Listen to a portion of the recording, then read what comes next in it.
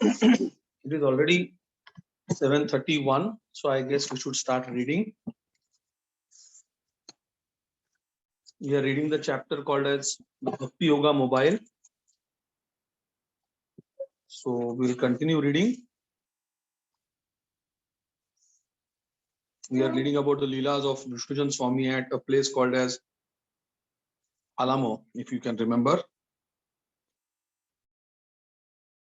We will continue reading further. When the servicemen came by on their weekend pass, crowds of people were already absorbed, looking at the pictures, reading the captions, and also trying to figure it out all. What is this? Nobody has seen posters like this anywhere in the material world. As people gather, Vishnujana passes out different rudimentary musical instruments so they can play along with the kirtan. Nandakishore distributes books and answers questions. Vishnujana feels good about the bus preaching because it is a simple, straightforward program. All the devotees are happy living with Vishnujana Swami, but the tiny apartment is too cramped for the Grihastha couple. Nandakishore and Janva decide that it would be better to continue with their original plan to preach in Mexico. They have a huge metal trunk and two other suitcases stuffed with their possessions, all ready to go. Vishnujana just laughs. Srila Prabhupada said that a brahmachari can carry all his possessions on his back, but just see a grahastha needs an elephant. Meanwhile, Dinabandhu has returned to Houston to pick up his wife and belongings. His plan is to drive back to New Dwarka in spite of pleas to stay in Texas.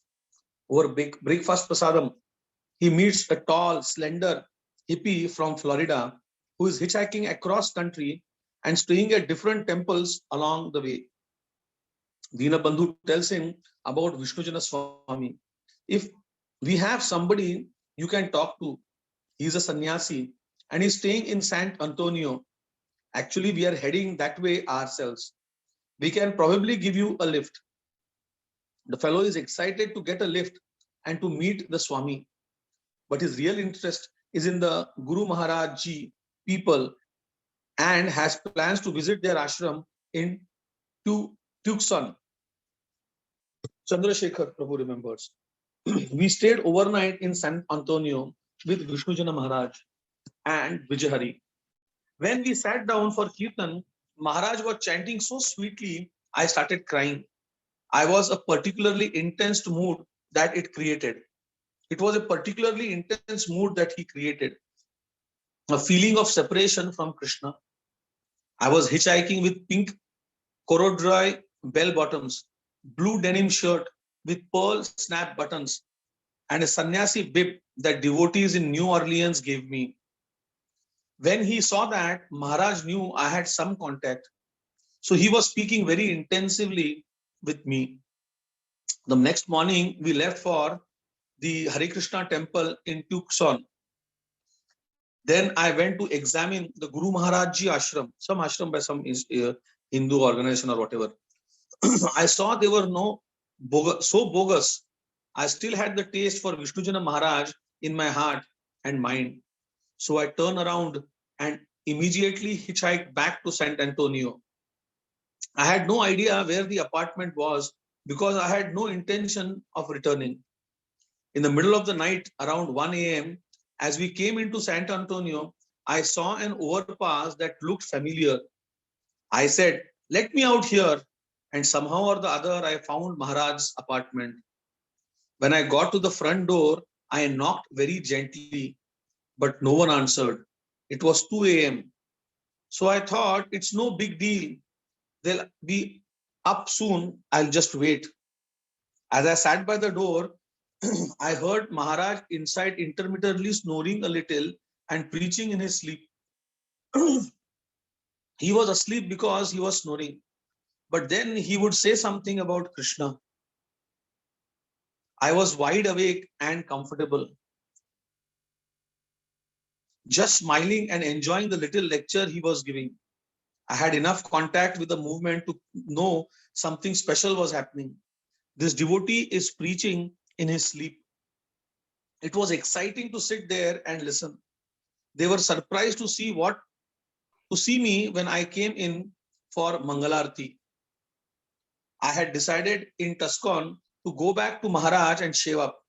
So that afternoon, Maharaj shaved off my long hair. It was the most blissful and horrifying experience simultaneously. Vishnujana Maharaj was in ecstasy shaving me up, but he didn't know how to do it. He left me with blood coming down all sides of my head, patches of hair here and there, and shaving cream on top of my head. He was just so delighted to do it and had already gone on his merry way as I stood in front of the mirror. Horrified, I thought, oh my God, what have I done? I remember that scene very clearly in that tiny bathroom. Then began the nicest period in my whole life. Every day I chanted my rounds with Vijahari while Maharaj cooked a big feast to take to the schools. After breakfast, Maharaj would chant his rounds and I would clean the kitchen. Then we'd load the prasadam on the bus and Vijahari would drive it to a different high school every day. Inevitably, the kids would be curious and sometimes the teachers too. Maharaj would preach all day in the bus. We had a box of musical instruments with tambourine, clavis, and kartals, which we handed out to the kids.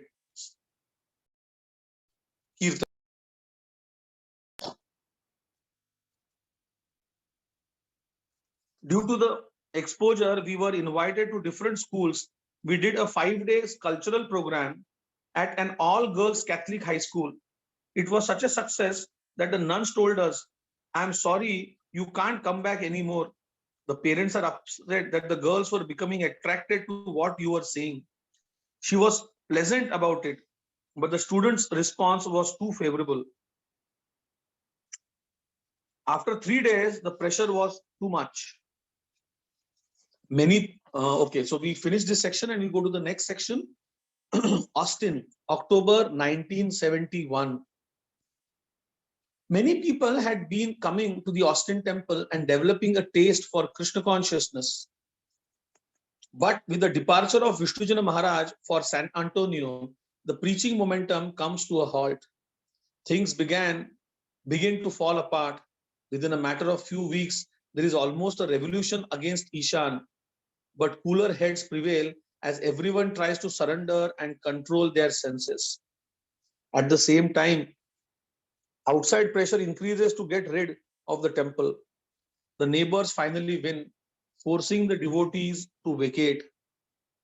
They move in with Murti Das and family at 4802 Red River Road.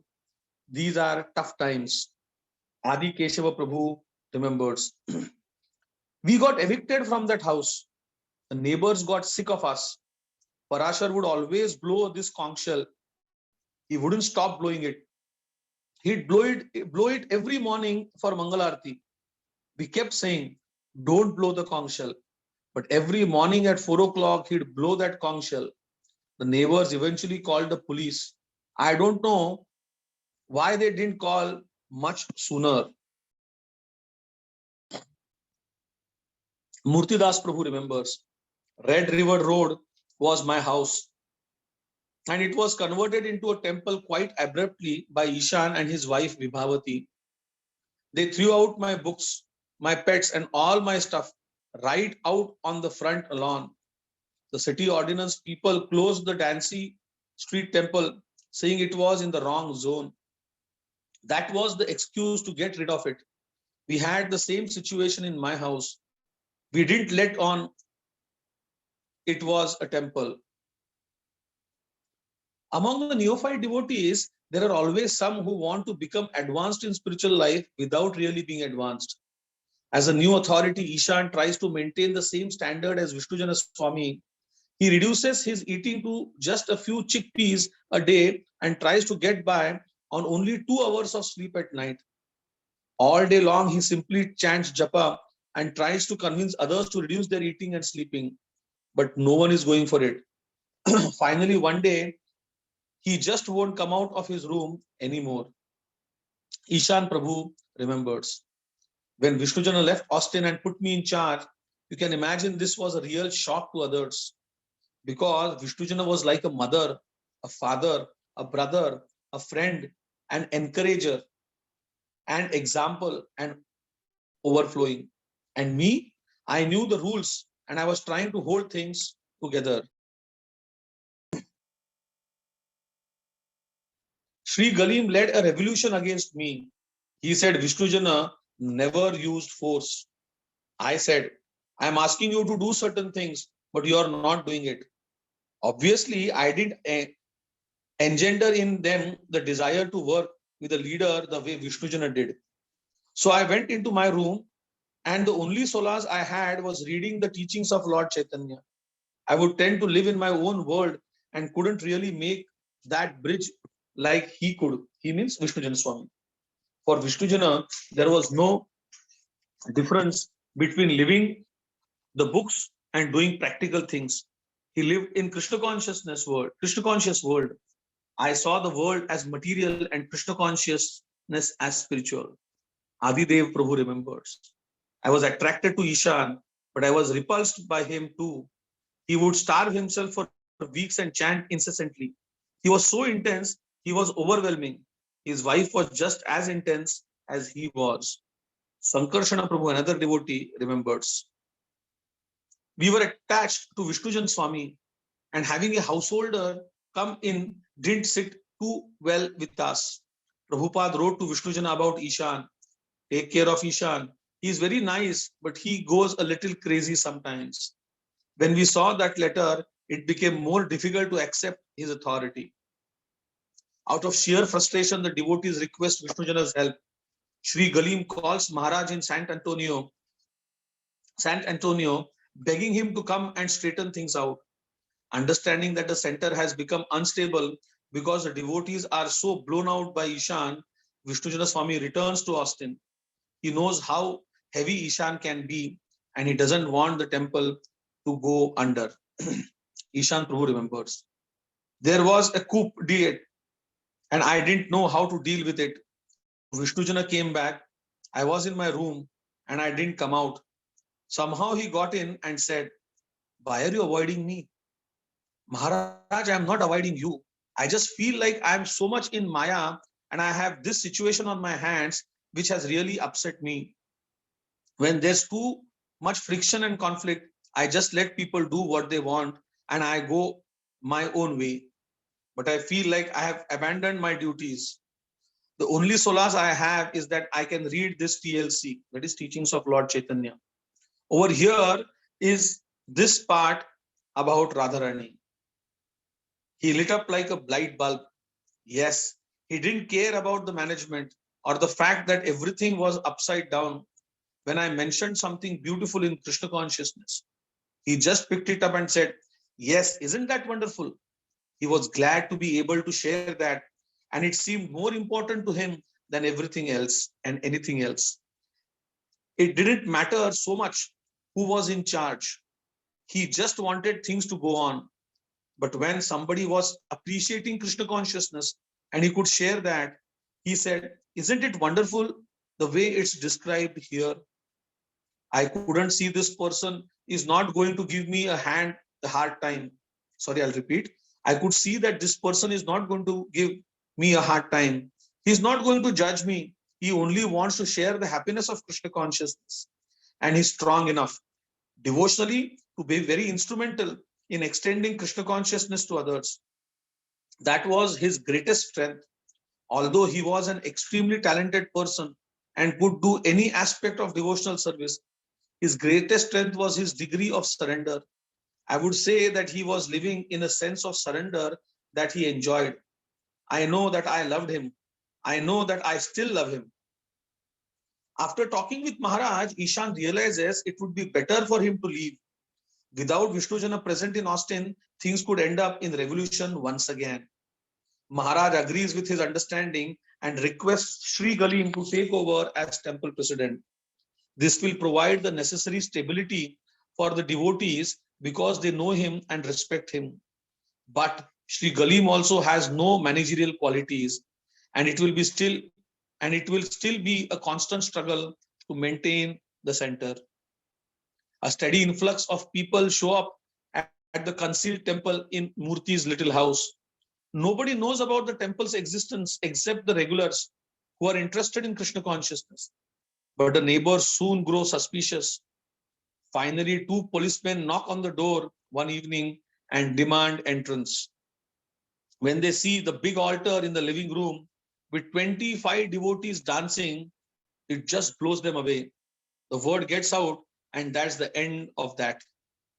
Murtidas is a successful professor who gives classes in the architecture school and in the sculpture department, life drawing, painting, and art history. But his success is quickly terminated when they find out he has become a devotee. The university is run by Baptists, and his conversion is considered too radical. So they terminate his classes. They offer him another teaching position in Oklahoma because he has a good record. But many students are angry, and there is a lot of tension over the issue. Murthy decides to stay in Austin and help the devotees find a temple. Shortly after, the GBC man, Satsvarupa, pays a visit to Austin temple. His assignment is to visit the centers that Vishnujana has established and make them part of the zone, the Texas zone. Zonalism is beginning. This is the new direction the movement is taking. Subsequently, Prahladanand shows up at Austin and tries to implement a higher Vaishnava standard. The local devotees are disturbed by the attitude of these senior men because they seem to have a mood that is both technical and critical, which comes across as feelings of superiority. Murthy and Adidev drive down to San Antonio to discuss with Vishnujana the political overtones they are experiencing in Austin. Murtidas Prabhu remembers there was some kind of a problem before Vishnujana came to Texas, some kind of political maya that took over the movement that he was a part of. He didn't discuss it very much because I was new. He just said the important thing is to chant constantly, to hear the spiritual master's teachings, to follow those teachings, and to stay away from politics. He didn't tell us anything about the different political entities within the society. When we went down to San Antonio and told Vishnujana about the attitude of these other devotees, he became very sad. Well, Prabhupada has allowed two different groups to be formed within this society. One group is a literary Brahminical group, and the other is the Sankirtan group. I am part of the Sankirtan group. Now you are learning about the other group. They have both they are both been authorized. They have both been given blessings by Prabhupada, but they are very different in mentality. Satsvarupa is a very nice, of course, and we become friends after the initial chill of all the intellectual Brahminical stuff. We started to get used to it. We started to see that Satsvarupa was very sincere in his particular path, his angle of vision. We began to be nice to him, and he was nice with us. He invited us up to Dallas, and we got to know him better. Adidev, it seemed that Vishnujana Swami was always sort of an outlaw. He was constantly battling with the authorities of the society from what I could see. But it didn't matter because he was making all these devotees. He was realizing the goal of the book. Satsvarupa Das is not only a GBC man, but Prabhupada has specifically given him the service to open Gurukul in Dallas, to train teachers and to maintain the school to the highest standard.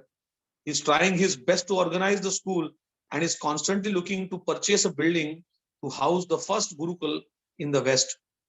After visiting the temples opened by Vishnujan Swami, Satsvarup sends off his report to Prabhupada. The answer comes by mid-October, and the answer is as follows. Prabhupada writes, the most important matter is that the children are taken care of nicely. Bhavanand was talking with me that in New Vrindavan, students are very much neglected. Therefore, they were immediately transferred to New York. Every parent wants to see their children are taken care of very nicely. That is the first duty.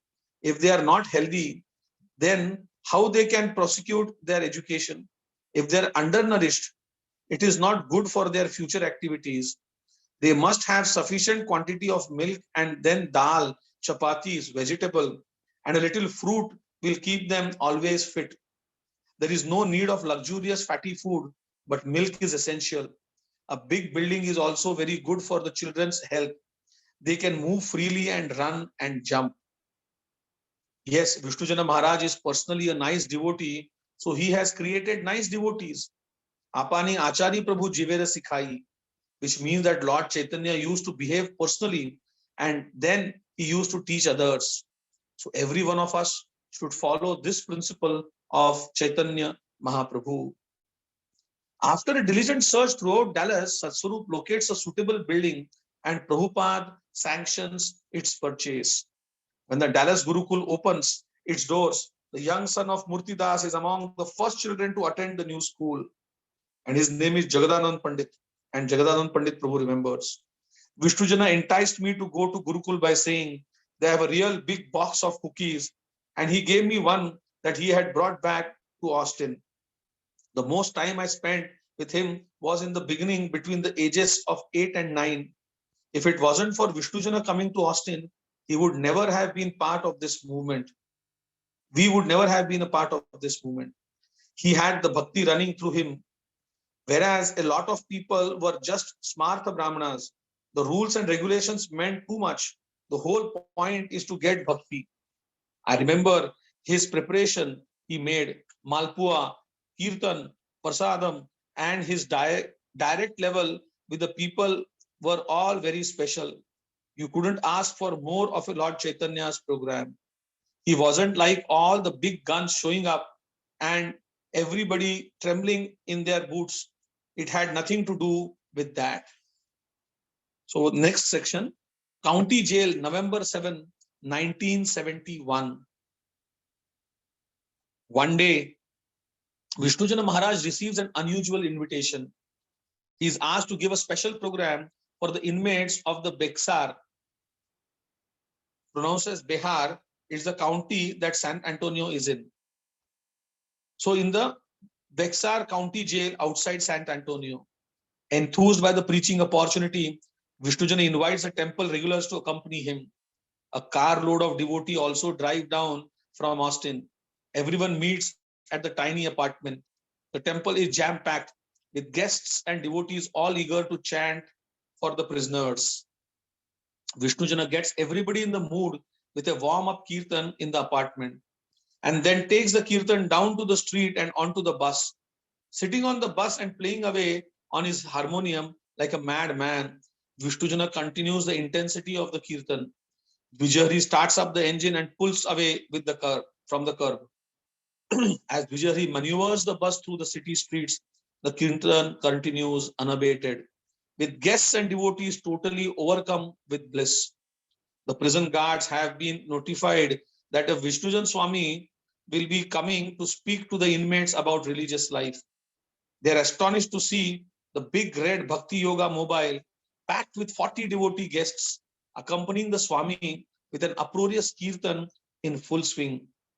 After procedural formalities are finished, they lead Maharaj and his flock into a sedate chapel where a microphone is set up on a table. Vishnujana is briefed about the program, which will be broadcast like a radio show. Maharaj can address the inmates from the chapel, and his talk will be heard in every cell in the institution via the intercom system. Intercom means intercommunication. As Parashara readies his tape recorder to record the broadcast, Vishnujana sits down in front of the microphone and begins his talk. Adidev Prabhu remembers. The prisoners were a captive audience. Vishnujana Swami gave an incredible lecture. You think you're in cells? You think you have walls with bars? But we all have bars.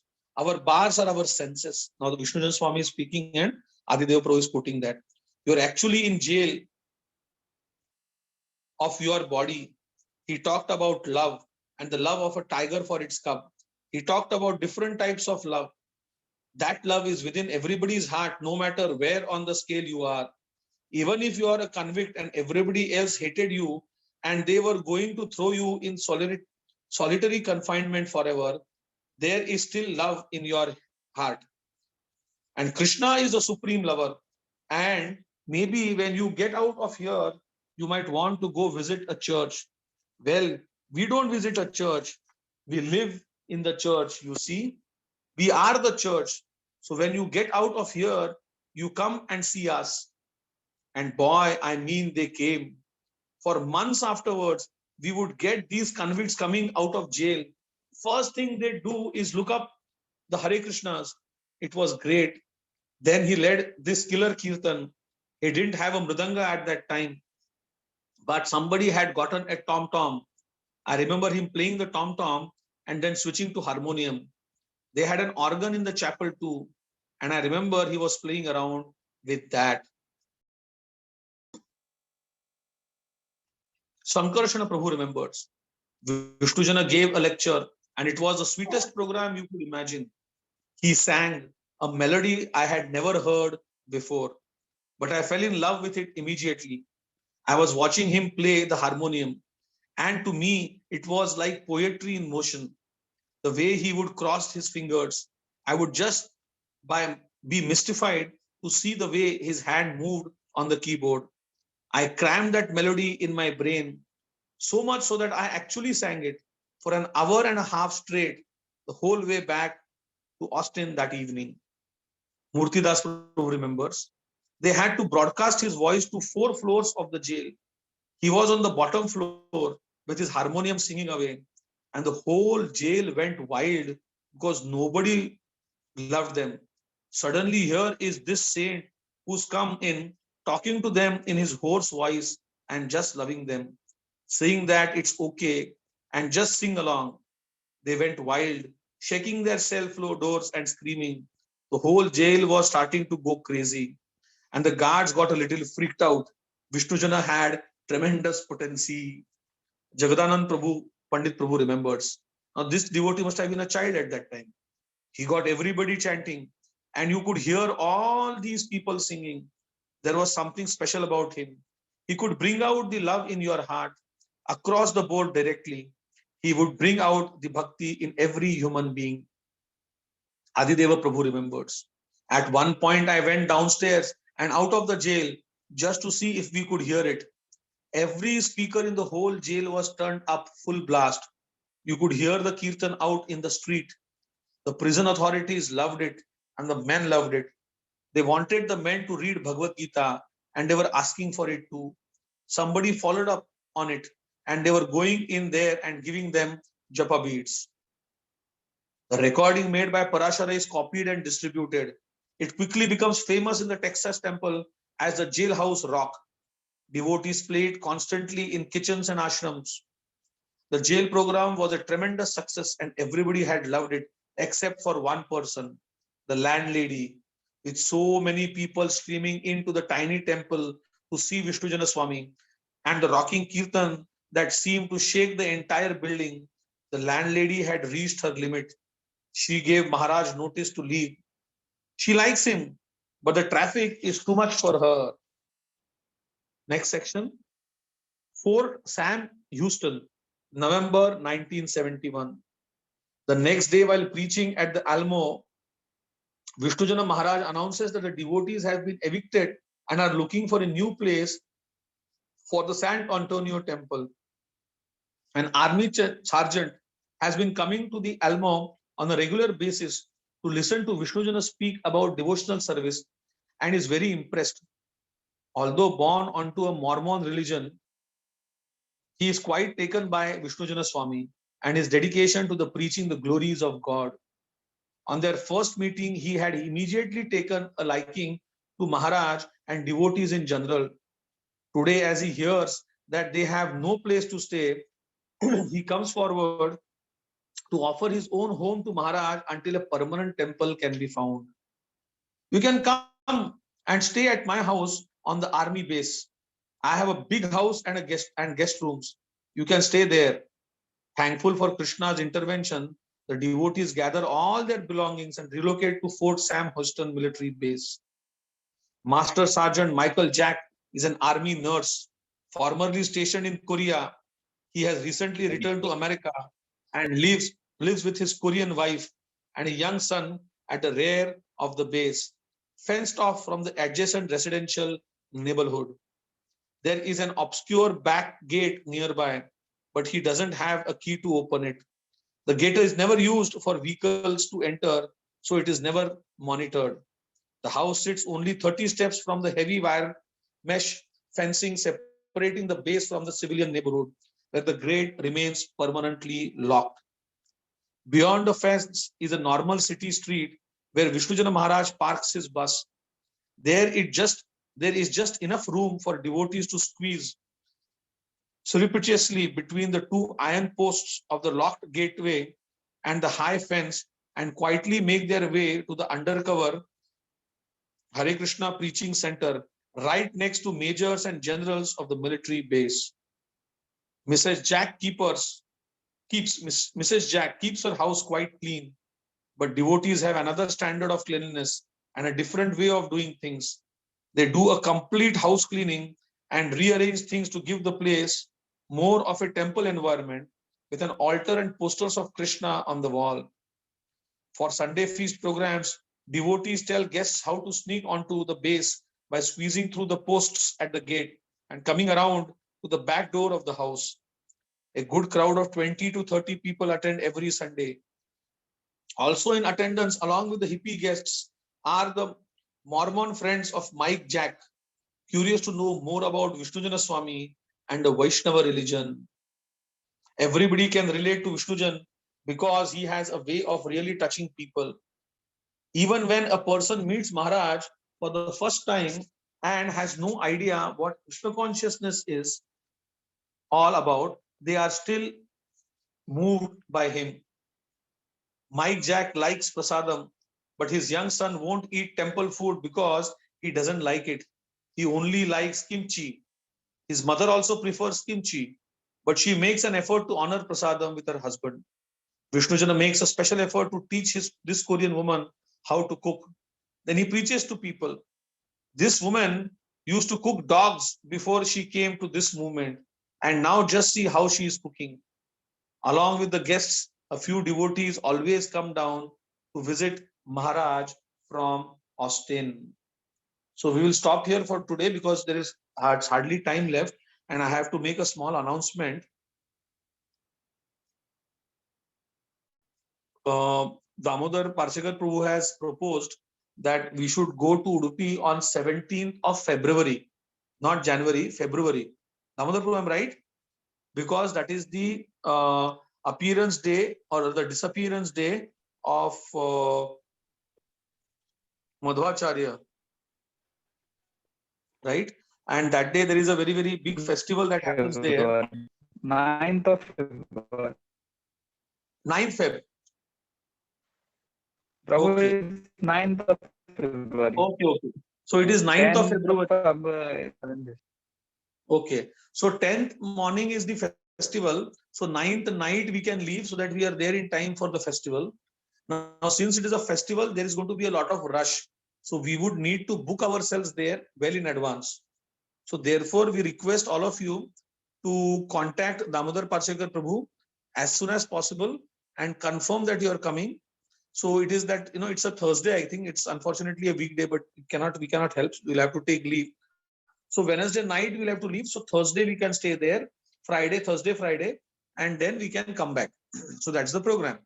So for those who it is possible and feasible and practical, they contact Damodar Parshekar Prabhu quickly so that he can make arrangements for stay there, right? So if you're coming as a family, one room can be given. Those who are coming individually, then because there are many rooms, but then there'll be thousands of people there, So we can't just occupy a lot of rooms and keep for ourselves, but we have to do it within this week. So today is Wednesday. So Thursday, Friday, maximum by Saturday, please confirm if you are coming there, right? And the condition is those who are regularly attending class only should come. Those who are not attending may excuse themselves, right? So thank you very much. We will stop here for today and we will continue tomorrow, Thursday, with Bhagavad Gita class. So for any further details about the yatra, you may contact Damodar Parshekar Prabhu or Damodar Naik Prabhu. Okay? So thank you very much. Hare Krishna. We will meet tomorrow at 7:30. You can leave the meeting now.